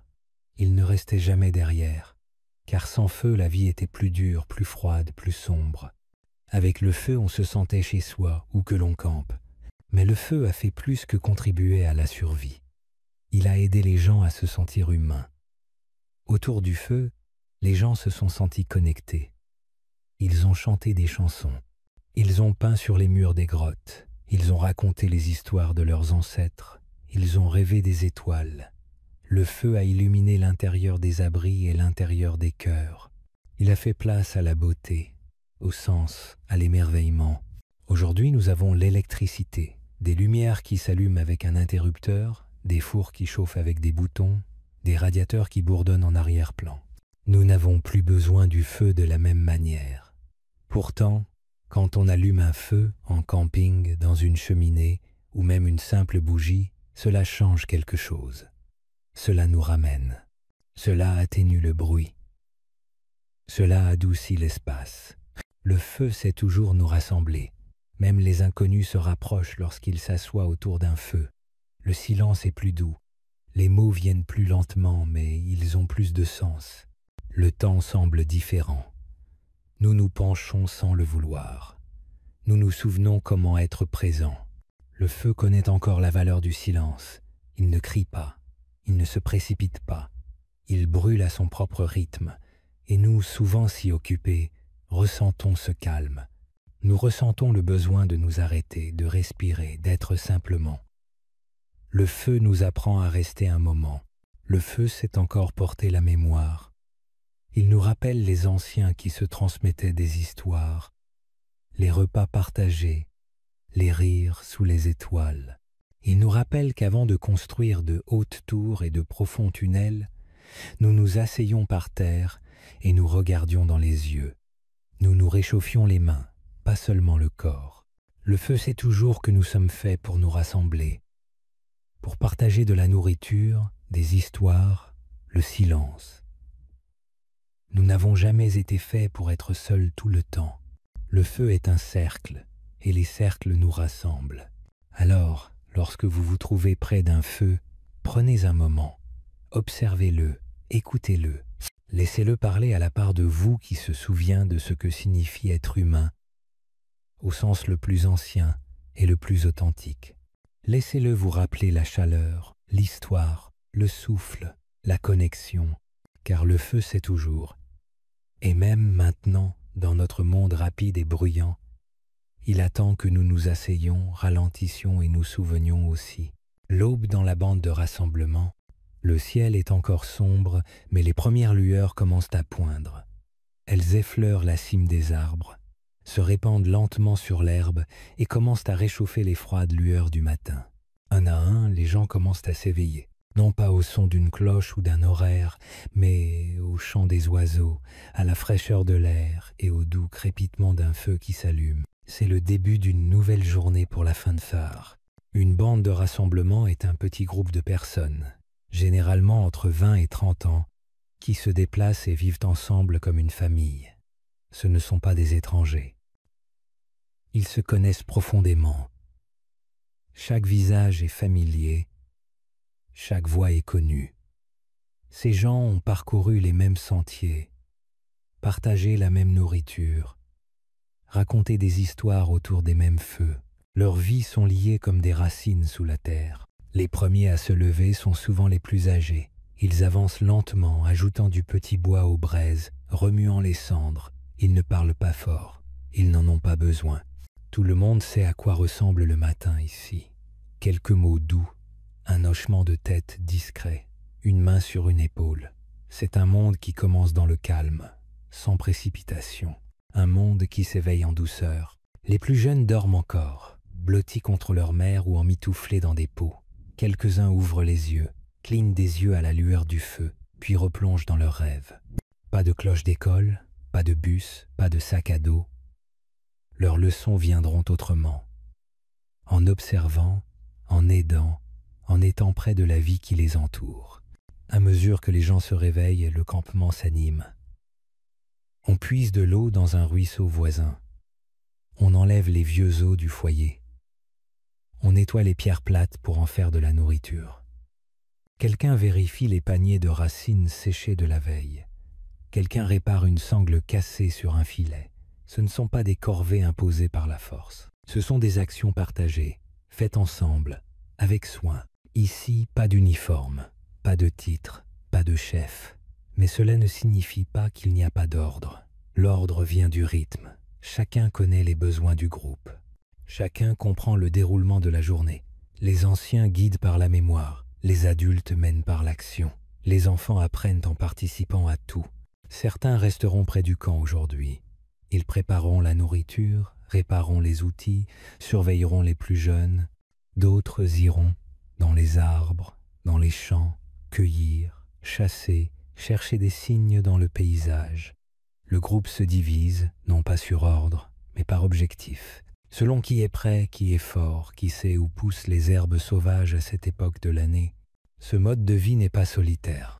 Il est empreint de liens. Chacun dépend des autres, non pas par nécessité, mais parce que cela fonctionne. Il n'y a pas de verrou, pas de mot de passe. La seule sécurité réside dans le fait d'être ensemble. La vieille femme qui ne peut pas marcher loin a encore de la valeur. Elle se souvient du chant qui appelle les oiseaux. L'enfant qui ne parle pas encore apporte de la joie. Son rire brise le silence. Chacun compte. La nourriture ne s'appartient pas, elle se partage. Lorsque les cueilleurs reviennent avec leurs paniers remplis, la nourriture est placée au centre. Tout le monde mange. Lorsqu'un chasseur apporte de la viande, elle est d'abord donnée aux enfants, aux aînés, à ceux qui en ont le plus besoin. Personne ne compte qui en a pris plus. Personne ne cache le surplus pour plus tard. La règle est simple, partagez, car demain vous pourriez aussi en avoir besoin. La bande évolue au gré des saisons. Quand les baies disparaissent, elles se déplacent. Quand les troupeaux se déplacent, elles suivent. Mais le lien entre les gens demeure. Ils se souviennent de ceux qui ont aidé pendant la tempête, qui ont chanté toute la nuit, qui ont fait rire tout le monde quand la nourriture se faisait rare. Ces souvenirs ne sont pas écrits, mais ils sont forts. Alors que le soleil monte, le camp s'illumine d'une lueur dorée. La fumée s'élève doucement. Les bruits des conversations, des rires et des pas commencent à emplir l'air. Une nouvelle journée commence, ni en ville, ni dans une maison, mais en plein air, entre ciel et terre. Telle est la vie du groupe qui se rassemble, une vie façonnée par la confiance, le rythme et la simple grâce de se réveiller ensemble. La chasse comme chorégraphie. Quand on entend le mot « chasse », on imagine souvent quelque chose de sauvage et de chaotique. Un homme armé d'une massue poursuivant un gros animal à travers les arbres. Mais au Paléolithique, la chasse n'était pas une course effrénée. C'était prudent, c'était silencieux, c'était une activité pratiquée et planifiée. Ce n'était pas une course folle. C'était plutôt une danse. Chaque mouvement avait un sens, chaque pas avait un but. La chasse n'était pas seulement une question de force, c'était une question de savoir, de patience et de timing. On ne chassait pas tous les jours. La chasse était difficile, elle était risquée, elle ne fonctionnait pas toujours. La plupart des aliments provenaient de plantes, de noix, de racines et de petits animaux. Mais quand venait le temps de chasser du gros gibier, comme le cerf, le sanglier ou même le mammouth, c'était une tâche ardue. Il fallait plus d'une personne. Il fallait tout le groupe. D'abord, il y avait l'observation. Les chasseurs passaient du temps à étudier le terrain. Ils observaient les déplacements des animaux. Ils cherchaient des traces dans la terre, des brindilles cassées, des crottes fraîches. Ils sentaient le vent. Ils écoutaient les cris et les sons dans les broussailles. Il ne s'agissait pas de deviner, il s'agissait d'apprendre par cœur le comportement des animaux. Savoir où ils buvaient, où ils dormaient, comment ils réagissaient lorsqu'ils avaient peur. Puis venait la planification. Un groupe se rassemblait, parlant à voix basse. Peu être formait-il une ligne et poussait-il lentement les animaux vers un piège ou une falaise. Peu être attendait-il près d'une rivière à l'aube, sachant que le troupeau viendrait s'abreuver. Peu être se divisait-il en deux équipes, l'une pour conduire les animaux, l'autre pour attendre cachés. Le plan devait être clair. Une seule erreur pouvait faire fuir les animaux, et lorsqu'ils fuyaient, ils étaient rapides. Les armes utilisées étaient simples mais astucieuses. Les lances étaient façonnées avec soin, équilibrées pour le lancer ou la visée rapprochée. Certains chasseurs utilisaient des propulseurs, des outils qui permettaient aux bras de lancer plus loin et plus fort. D'autres portaient des lames de pierre ou des massues. Tout était fabriqué à la main et testé au fil du temps. Ces outils n'étaient ni tapageurs ni tapes à l'œil. Mais ils fonctionnaient. Ils fonctionnaient parce que ceux qui les utilisaient les comprenaient. Pendant la chasse, chacun avait un rôle. Certains restaient cachés, d'autres rampaient. Certains émettaient des sons pour effrayer ou perturber les animaux. Les mouvements étaient lents et fluides. Les regards restaient fixés. La respiration était retenue. Ce n'était pas une course.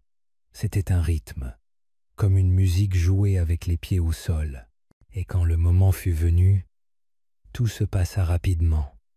Un lancer brusque, une ruée soudaine, le bruit de pas frappant le sol, des cris pour signaler, le poids d'un corps qui tombait, puis le silence revint. L'animal était à terre. Le travail ne faisait que commencer. Après la chasse, le respect régnait. L'animal n'était pas seulement de la viande, il avait donné sa vie. De nombreux groupes pratiquaient des rituels, des paroles douces, une main posée sur le corps, un geste vers le ciel. Les gens ne voyaient pas l'animal comme une simple chose. Ils le voyaient comme une partie du monde qu'ils partageaient. Prendre une vie n'était jamais pris à la légère. Le corps était utilisé avec soin. La viande était partagée. La peau devenait vêtement ou abri. Les os, outils. La graisse était conservée pour la cuisine. Rien n'était gaspillé. Il ne s'agissait pas seulement de manger. C'était une question de survie, d'équilibre et de gratitude. De retour au camp, la chasse devint une histoire. Les enfants restèrent assis, les yeux écarquillés, à écouter le récit. Comment le cerf courait, comment la lance volait, comment le groupe se déplaçait à l'unisson.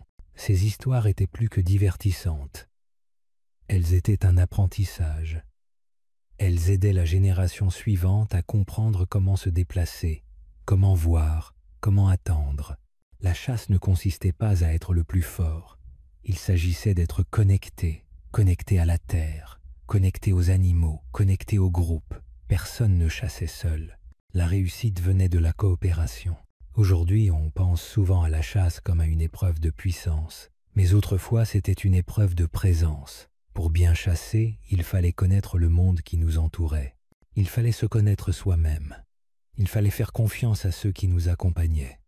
La chasse n'était pas seulement une action, c'était une chorégraphie. Et ceux qui se mouvaient dans cette danse silencieuse portaient le rythme de la nature à chaque pas. Les enfants qui surveillaient tout. Au Paléolithique, il n'y avait ni salle de classe, ni bureau, ni tableau noir. Mais l'apprentissage était omniprésent. Il se manifestait à la lueur du feu, au bruit des pierres sur les os, à l'odeur des racines cuites et au rythme soutenu de la vie quotidienne. Les enfants ne restaient pas assis à attendre tranquillement qu'on leur enseigne. Ils apprenaient en observant, et ils observaient tout. Dès qu'ils savaient ramper, les enfants faisaient partie du groupe. Ils n'étaient pas cachés. Ils n'étaient pas tenus loin du travail des adultes. Ils étaient proches, sur les genoux, sur le dos, près du feu, dans les champs. Leurs yeux étaient écarquillés, leurs oreilles toujours ouvertes. Ils voyaient la vieille femme façonner un outil, le chasseur vérifier les traces, le cueilleur goûter une feuille pour voir si elle était prête à être cueillie. Rien n'échappait à leur attention. Un enfant était peu, être trop petit pour porter de lourdes charges, mais il pouvait garder la mémoire. Il observait comment les paniers étaient tressés, comment le feu était allumé, comment la nourriture était partagée.